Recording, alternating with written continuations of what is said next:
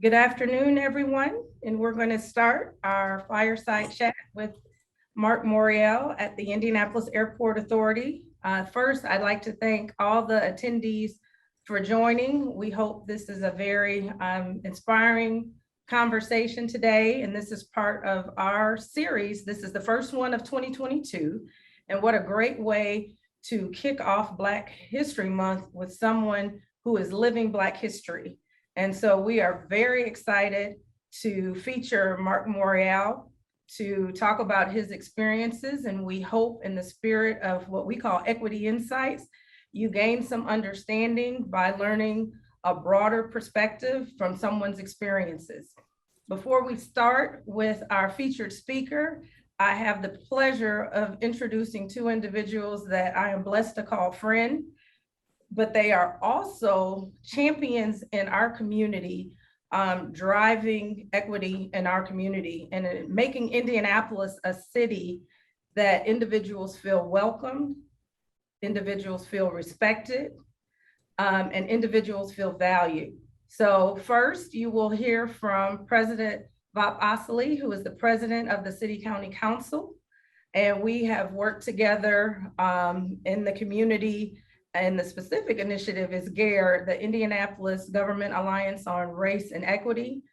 We'll also hear from Judith Thomas, who is also part of that initiative. And she was appointed by Mayor Hochstadt to be Deputy Mayor of Neighborhood Engagement.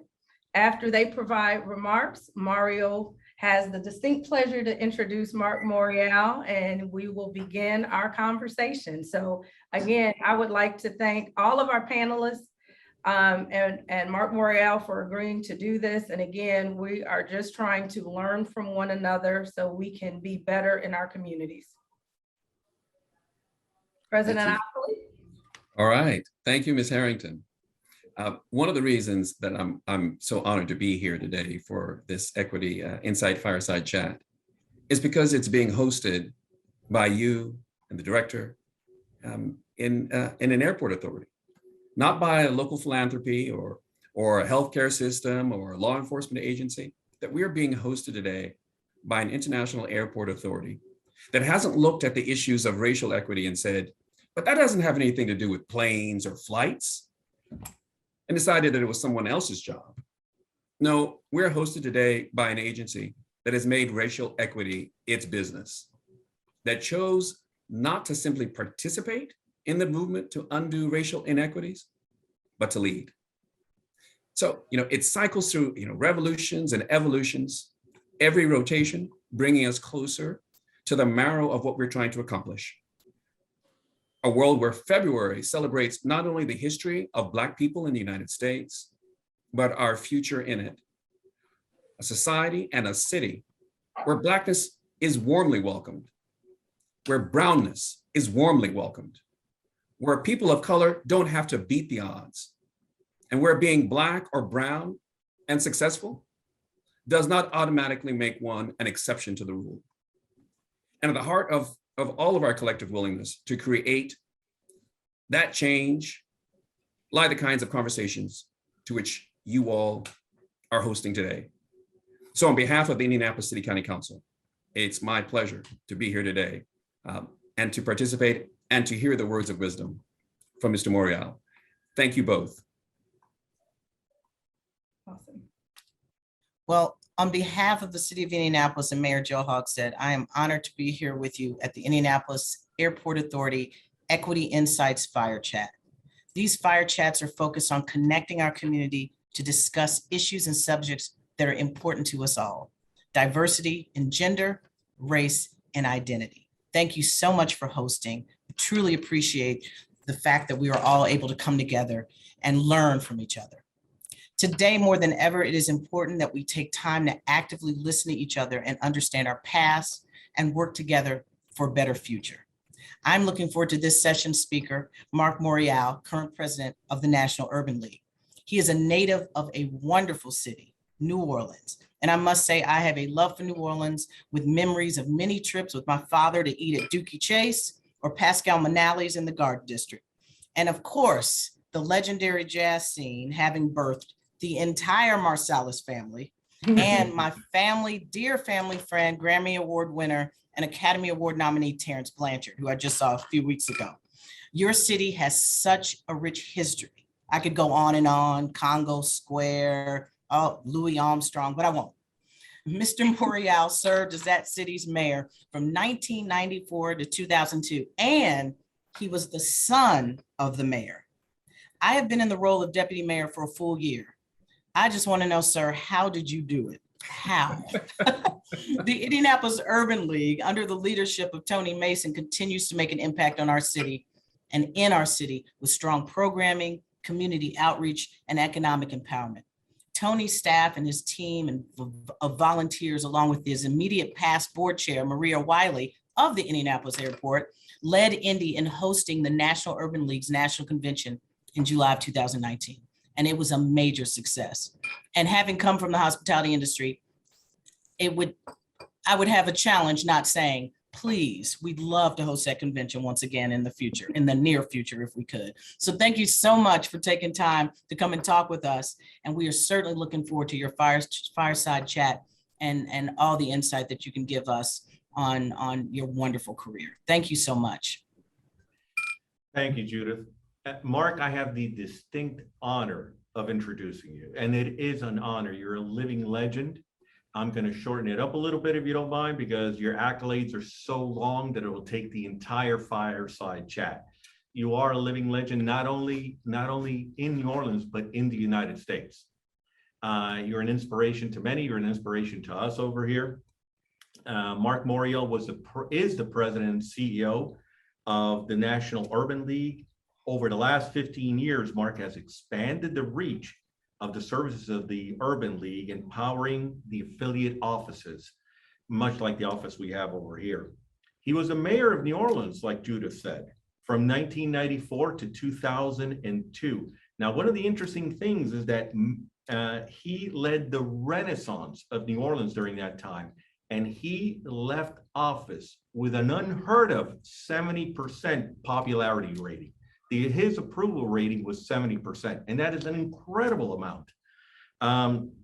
He's a lawyer. He won the Louisiana State Bar Association's Pro Bono Politico Award for his legal services to the poor and disadvantaged. He is also a graduate of the University of Pennsylvania with a degree in economics and African American studies, and holds a law degree from Georgetown University. He's also an author. And we were trying to get your book, Mark, but we couldn't get it. It's on the way. The Gumbo Coalition, we read the previews. It looks like a wonderful book, and I am looking forward to reading it. On that note, I will turn it over to you for opening remarks. Let me just take this opportunity to say thank you. Good afternoon to all. And Mario, thank you for the generous introduction, and to each and every one of you, Judith, honorable leader of the city council, team, staff of the Indianapolis Airport Authority, all of you who have gathered. I deeply appreciate the opportunity to share with you. As an important note, when you mentioned Judith, the great conference we held in Indianapolis in 2019, that was the last in-person conference we hosted. And we've been preparing for 2022, referencing back to 2019, canvassing our memories, and really continuing to bask in the glow of a very successful conference that Tony, yes, and your colleague Maria, amongst many, many others across Indianapolis, helped us put together. It was indeed a great show, and it was also an opportunity for Indianapolis to show doubters, because we always have doubters, that Indianapolis could host a big show, and that Indianapolis could host a big conference, and that Indianapolis could host a major civil rights gathering. So I want to express my appreciation once again to the community for that conference 3 years ago.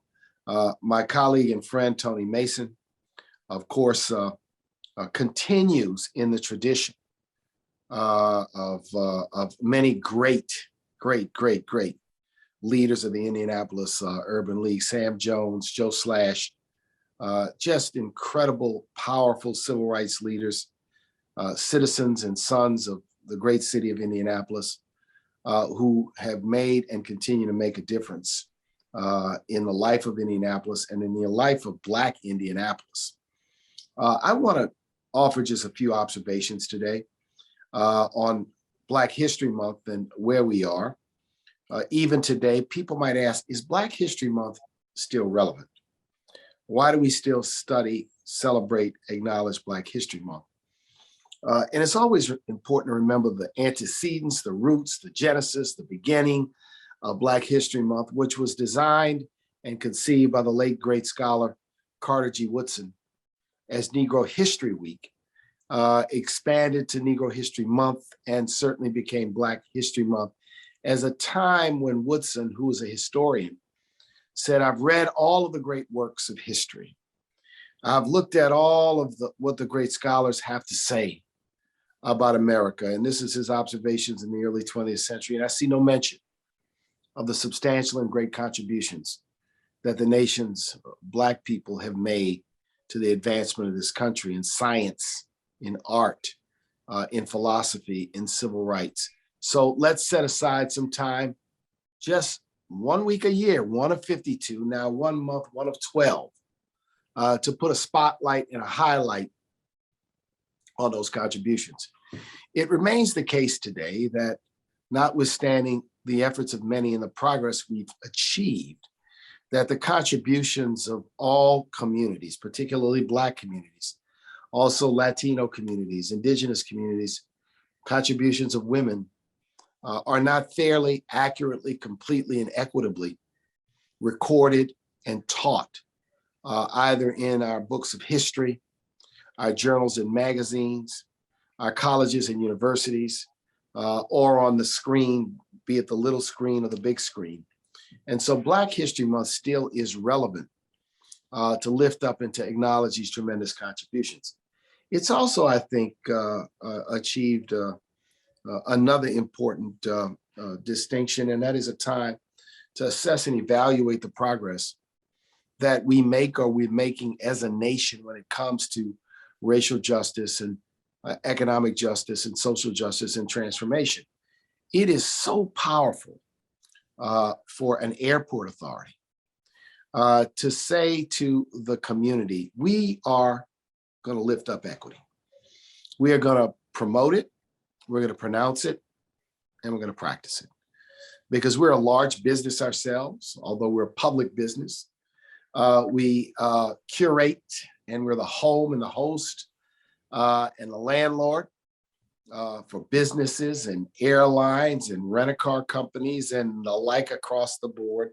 And we're going to use our prowess, our power, and our influence to increase economic opportunity.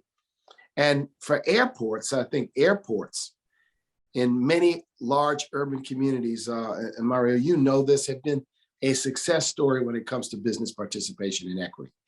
It goes back to the work of the late, great Maynard Jackson of Atlanta, who decided that when the great Atlanta airport was being built in the early 70s, that he would not allow it to move forward until there was a plan to create economic opportunity for Black-owned businesses and African-American workers.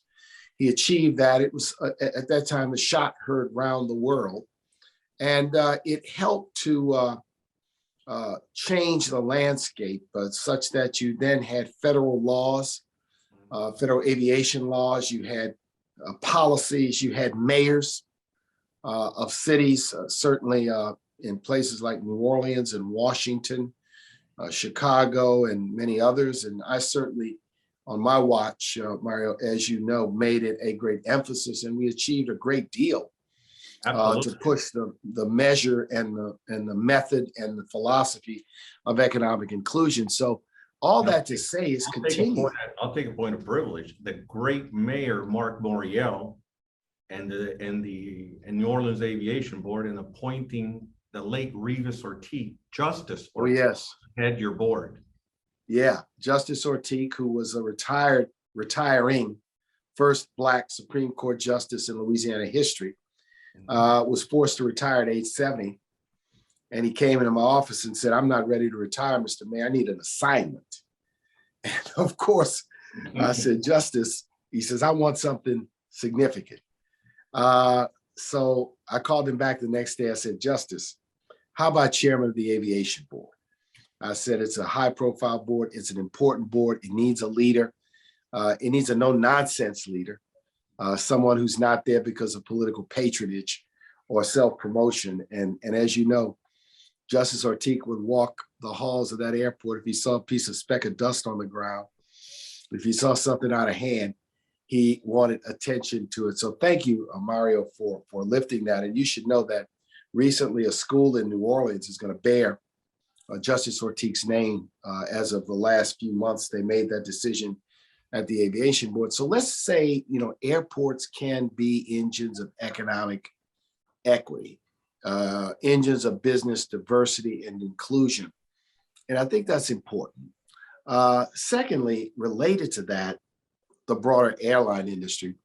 I saw a piece last week, 2 weeks ago, about United Airlines and about the aviation industry facing shortages of pilots, and how United, I believe is the airline, is lifting up a new program that has a specific emphasis on outreach to people of color and women to train them as pilots. And so equity meets reality, labor market reality.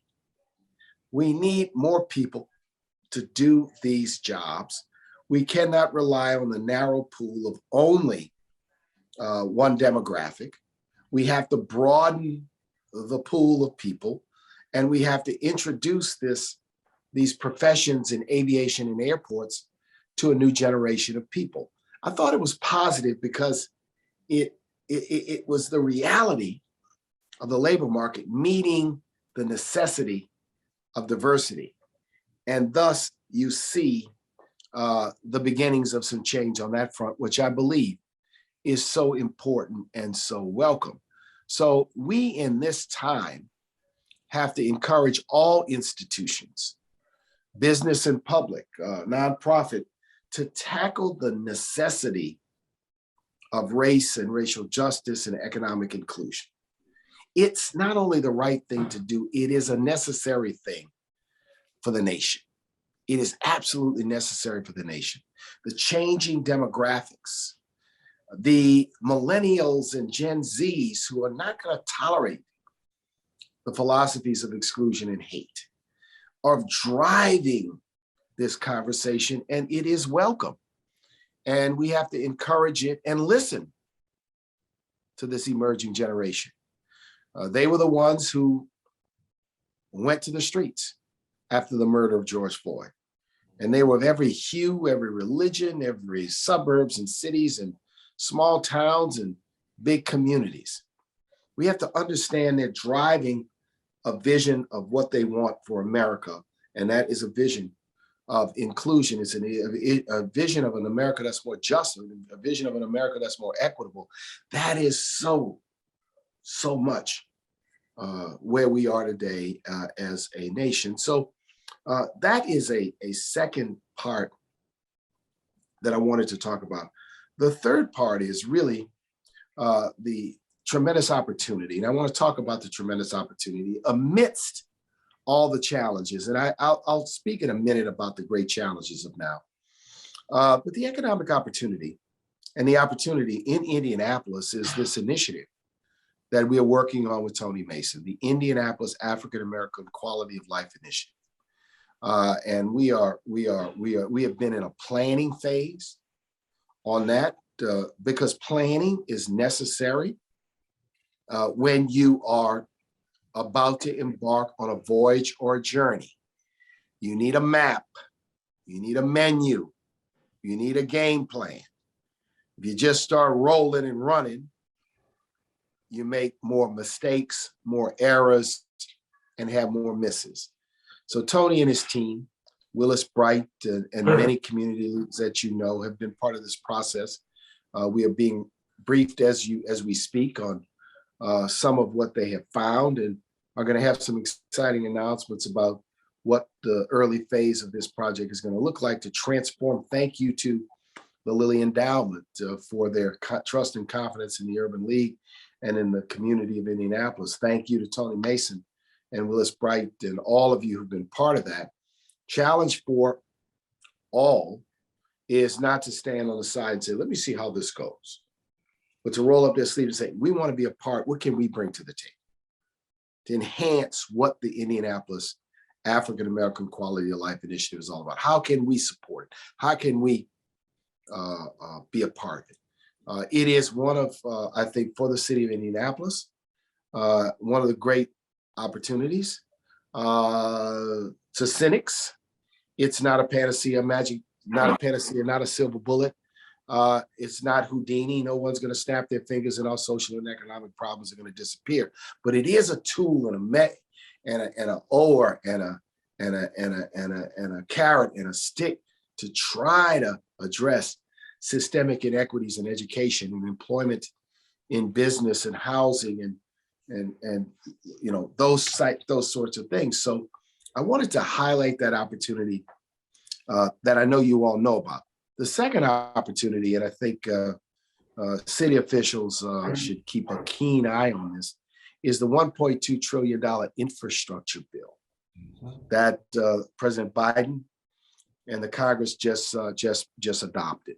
That is as large an infrastructure bill at one time as we've seen in many long decades. And in it, there's an opportunity for the physical reshaping. Your airport in Indianapolis is new. You may not have as many pressing needs, but I know, Mario, you have needs. But bridges and transit systems and broadband, there are tremendous opportunities there. Every community has to have a plan as to what it wants and a plan to ensure Black, Brown, inclusive business participation. You got to redo your water system. You got to redo a series of bridges or roadways or enhance your airport, whatever it is, every community. And we're going to be challenging from the national stage, if you will, and encouraging our affiliate leaders at the local stage to challenge to making sure that this happens. And so amidst many of the problems we face, there are opportunities for, but it's going to require focus and energy. And it's going to require people to be demanding and insistent. It's going to require us to hold those who hold the purse strings absolutely accountable to do the absolute right thing and to do the smart thing and to do that which is inclusive. I want to just begin to close before I open for conversations and questions on the big challenges we face as a nation. I think we have to step back and recognize that American democracy and this fundamental system that undergirds everything, the idea that we participate in the governing of our country, we pick the representatives through the balloting process, presidents, members of Congress, mayors, county commissions, city council members, in many jurisdictions, judges and clerks, state legislators. They make the rules by which we live. They divide up by appropriations the tax dollars that we pay. They're extremely influential, but we pick them. And the voting system is the method through which we pick them. In the year 2020, we had a remarkable election. We had record voter turnout. We also saw 70% of all Americans vote by a method other than going to the polling place on election day, standing in a long line on your feet, going inside a little curtain or a little box and voting at the polling place. We saw vote by mail, which other than President 45's effort to fiddle with the post office, worked well, gave people a chance to fill that ballot out at the kitchen table without pressure of time, put it in the mailbox, put it in a drop box and get it back down. We saw some people like my mother, she likes to vote in person, but she wants to go to early voting. She doesn't want lines. She doesn't want stress. She wants to take her time to vote. And she therefore took advantage of that option. And some people take advantage of a traditional absentee option or drop boxes. Those are the ways 70% of all of us decided to vote. I voted by mail. Yet state legislature after state legislature are trying to wipe it out, restrict it, say, well, if you vote by mail, you have to copy your driver's license number down, your utility bill number, or your social security, something, trying to just, okay, I get one number wrong. And my ballot is thrown out. There's an absurdity and a insensitivity when those who manage American democracy, where our customers, fewer business, are the voters, and you're trying to make it harder for your customers to access your product, your business, which is American democracy. It doesn't make sense. And then it is targeted based on race. It's targeted in some communities. Senator Tester of Montana told us that voter suppression in Montana is targeted at those communities where there are a lot of college students, and those communities where there are Native Americans and American Indians, targeted to make it more difficult for certain communities to vote. American democracy, we have to not use false stories about stolen elections, allow false stories about fraud, false stories about rigged to dominate our thinking. It's almost as though it's like the Salem witch trials again. It's almost as though it's like the old debate they were having 500 years ago. Is the world flat or is the world round? Does the sun revolve around the stars, or do the stars revolve around the sun? Or does the earth revolve around the sun, or does the sun revolve around the earth?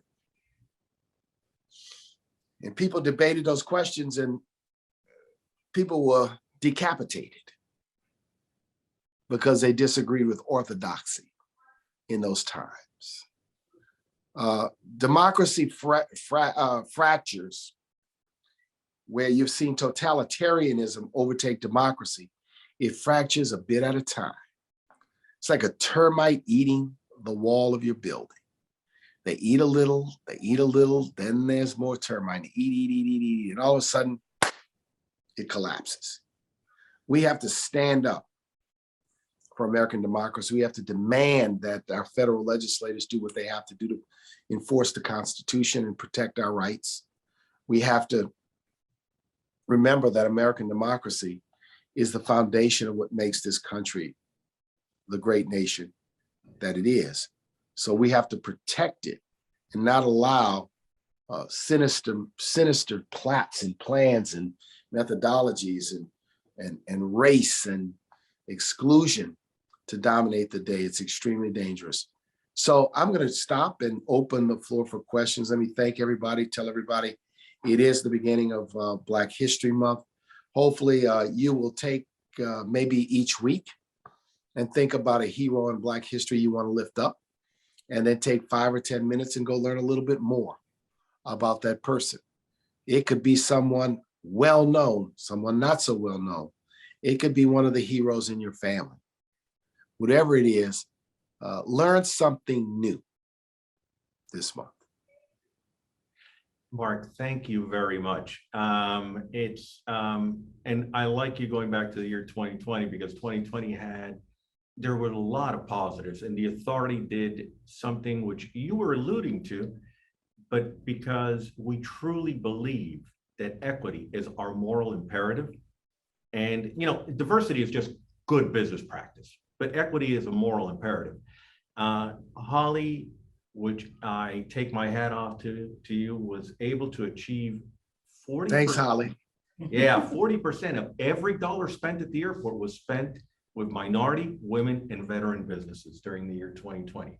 And that is an incredible achievement. And they were local companies, and it shares the wealth, and it makes our community much better. Now, we're actually very intentional in what we do. My question is kind of more open-ended. You know, with all the acrimony around the United States years ago, and it continues on, what do you see in the next 5 years? You know, it seemed to me like we were heading in the right direction at a certain point, then all this acrimony occurred. And, you know, different. Mario, I am so, that's, you know, if I could get that question, if any of us could get that prediction right, because already in the 21st century, I was just thinking, boy, we've gone through 9/11 and Katrina and a great recession. Yeah. January 6th, we've elected an African-American president, followed by president number 45. Who could have seen any of it? Mm-hmm. We had a tsunami and a Gulf oil spill. We had millions lose their homes. We had record economic growth in between, and then greatest losses of jobs as a part of it. We have had all of this in 20 years. And so what of the next 5? Can we just have a period of peace and prosperity? Can we have a period where, you know, equity as the moral imperative becomes one of the guiding principles of this nation? Can we have that? We never saw the pandemic come. No one saw it coming. I mean, maybe some expert scientists have predicted it for a long time, but who could have imagined that literally in a month that white collar workers would go from being at work to working at home, and in many instances, still almost 2 years later, remain partially or fully working remotely. And I had never, ever used Zoom, Microsoft Teams. I might have used Skype once or twice before this happened. I think I used to see commercials for Zoom and used to say, what is that? Now we use it. It's indispensable to our work. And so we've learned some things, but it's hard to predict the next 5 years. I know our commitment at the National Urban League remains. We're going to be aggressive and assertive. We're going to be passionate and purposeful about closing the economic gaps, the education gaps. We're going to be intentional about protecting American democracy and the right to vote, because as I say to my people, some people say, well, are you a voting rights organization? I thought you were about economics. But I say we all have to be about voting rights, because if we don't vote, we have no seat at anybody's table to impact decisions about economic policy, school policy, education policy, health policy. Understand the gateway, the pathway is democracy. Awesome. Awesome answer. Ollie? Yeah, well, there's been an evolution as you look at diversity.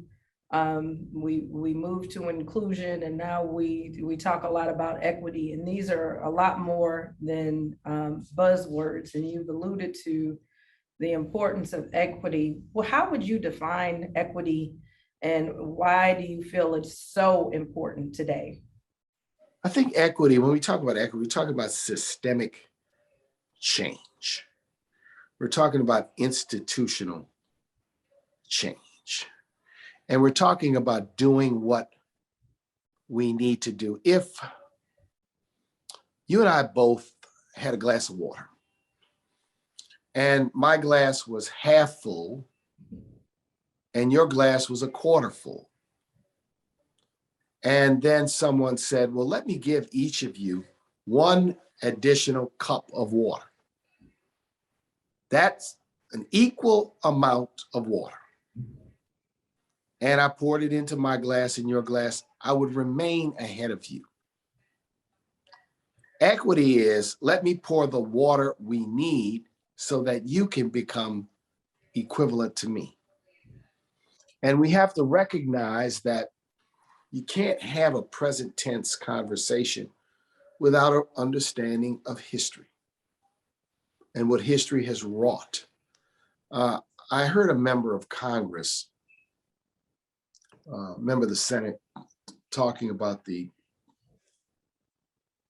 commitment by the president to nominate a Black woman to the court. And he started carping about how Black women were only 6% of the population. And what he forgot to say or didn't understand was that, and since the beginning of the Federal Reserve Bank, Black women were 0% of the nominees, 0% of those considered for the Federal Reserve Board. And what he also forgot, and I think people need to not remember this, 1980, when Ronald Reagan ran for president, as a candidate, he said, I'll put a woman on the Supreme Court. Reagan said that. That led to his appointment, his nomination of Sandra Day O'Connor in 1981 as the first woman to ever serve on the Supreme Court. So President Biden is not the first president to make an explicit commitment. In the old days, and this history is important because people sit there, and in the old days, politicians said when pre-1950s, I'm going to make sure that there's a Jewish justice on the court post the appointment of Justice Brandeis, who I believe was the first Jewish justice on the court. You had President Eisenhower privately saying he wanted to ensure that there was a Catholic on the court. This is not a new consideration for presidents to say, I need to balance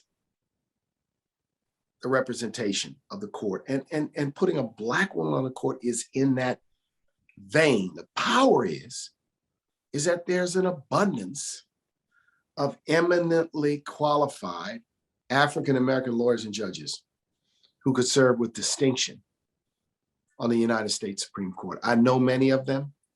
I've followed many. I've worked with many, and that has to be the point. So we talk about equity. You know, we're talking about systemic types of changes, right? And it's very difficult sometimes for people get their heads around. One of my examples, two examples I want to use, may help people, is when the federal government with the FHA, Federal Housing Authority, decided to start guaranteeing home loans to encourage banks to lend money to people to become homeowners. They developed these maps.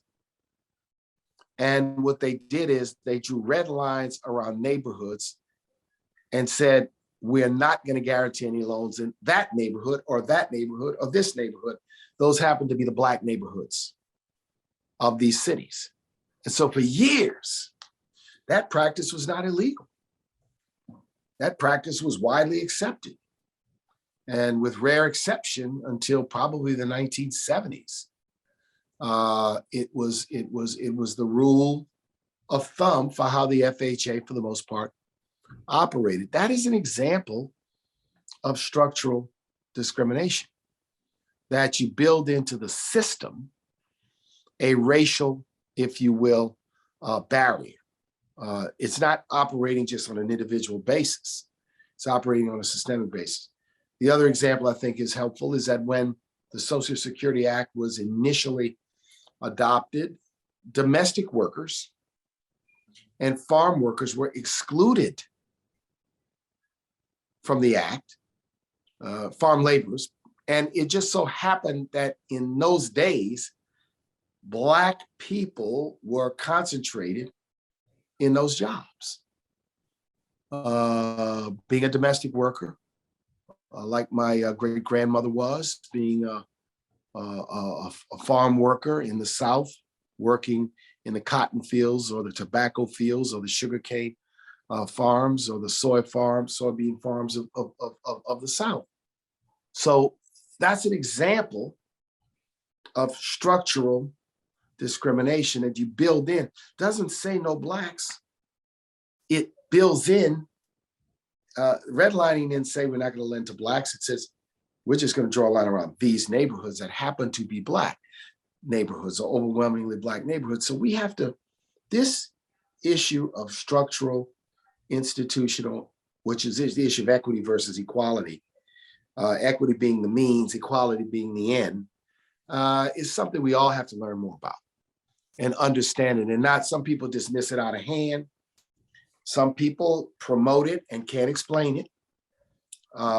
Okay, let's understand it. Let's understand how it can impact our work and why it's necessary if we're gonna achieve the America we want. It's very powerful, Very very much so. powerful. Shall we take a question from the, There's one. you go ahead. Okay, I'm gonna paraphrase a bit. There's a question about what's your perspective as it relates to race in America and critical race theory, some of the conversations that are going on right now. So, and I did want to let you know that Tony Mason has sent a note in the chat Yeah. saying, "Hi, President." So I just wanted to make sure you knew that he was there. And Tony, thanks for joining us. Thanks, and Tony. At the airport, we're a big fan of Tony Mason. Huge fan of Tony Mason. Thanks, Tony, and thank you to your team. Let's not get trapped in the terminology Perfect. of critical race theory. And let us understand what it's all about. It's all about understanding in its original sort of iteration, the role that race played in the design of public policy. Just gave you two examples. Mhm. The law endorsed redlining. By doing so, it injected racial exclusion. With critical race theory, critical meaning we want to critically look at that. Race meaning understanding the role it played. Nothing sinister about that. Those that seek to make it sinister are being histrionic, overreacting. Secondly, I think it's important that we tell the truth and recognize that our textbooks and history books were loaded with omissions Mhm. and commissions of misrepresentation. My fourth grade history book said that the Europeans came to the New World to Christianize the heathenous American Indians. That's what it said. Statement of fact. It also said that slavery was a system to tame the savages of Africa. This is what history books in the South included. Abject misrepresentations, pejorative statements, and lies. When we say, let's go back and re-examine and let's tell the truth, it is not a condemnation of America, because we still can embrace the notion that America is great. But America is not perfect and infallible. America is not sacrosanct and some sort of institution. Patriotism does not say you cannot criticize. You cannot critically analyze. You cannot rethink some of what you're taught. Patriotism does not, that's not inconsistent with being a patriot. In fact, that's being a patriot. That's being a patriot. Generations of Americans have worked to improve the nation on numerous instances and have had to redo or undo things in the past. So people have to fight. And number two, this idea that school boards and state legislatures are supposed to all of a sudden get in the middle of the curriculum that's being taught in public schools, get in the middle of the books that are in the library. Hey, you state legislators, why don't you pay the teachers better? Hey, you state legislators, why don't you make sure that every school building is safe, sound, air conditioned, and has technology and Wi-Fi? Hey, you state legislators, why don't you do your job and let the professional educators do their thing as well? Something about this is an intrusion and an infringement by politicians into an area that they're not in there trying to write the curriculum for biology, chemistry, algebra, geometry, trigonometry. Why, in this instance, are you exploiting the moment to do this? This is not the United States of, we don't do that in the United States of America, try to censor books. And so what are you going to do? Well, it's not in the, we're not going to let it be in a library. Well, a kid will go on the internet and get it. You go to the bookstore and get it. It's like, it's like putting your finger in the side of one side of a tub where the tub's got 10 holes. I'll put my finger, you can't get, can't teach in school. I just think it is one of these reactions that is highly unfortunate, and we have to push back with reason. We have to push back with passion to this. And look, I'm a lawyer, and sometimes legal terminology, critical race theory is kind of a legal term, can intimidate people because they don't know what it means. Like when I use the term plaintiffs, defendants, res ipsa loquitur, compensatory damages, people who are not lawyers will say, "What are you talking about?" It sounds like something I'm on. Yeah, because it's a terminology, and critical race theory is a terminology used in legal circles. But what does it mean in plain language? It means to tell the truth, the whole truth, and nothing but the truth when it comes to the nation's racial history. That's what it means.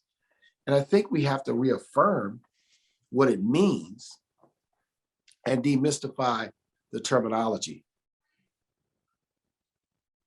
That's awesome. Powerful, powerful answer. Close. We could close. Yeah. I think we could close. Yeah, No, so appreciate it, Mario. Appreciate to both of you all for what you're doing, and thank you to the audience in Indianapolis. I hope there's no snow you're sending our way. Whatever you get today, we get here in New York tomorrow, the next day. Well, we've got enough snow coming this way. So, hey, on that note, Mark, thank you very much. You're a living Thanks so legend.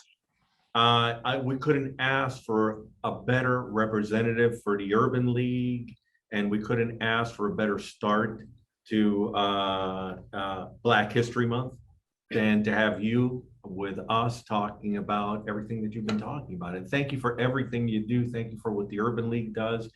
And we are honored by your presence. Well, hey, keep supporting Tony Mason and the Indianapolis Urban League. I want to shout them out one more time. And thank you, Mario, and the team at the Indianapolis Airport Authority. We really appreciate you and the leadership of the city and all of our partners there. Thank you. Yep. Well, you are definitely a hero, and I hope everybody takes your challenge to heart to find a hero.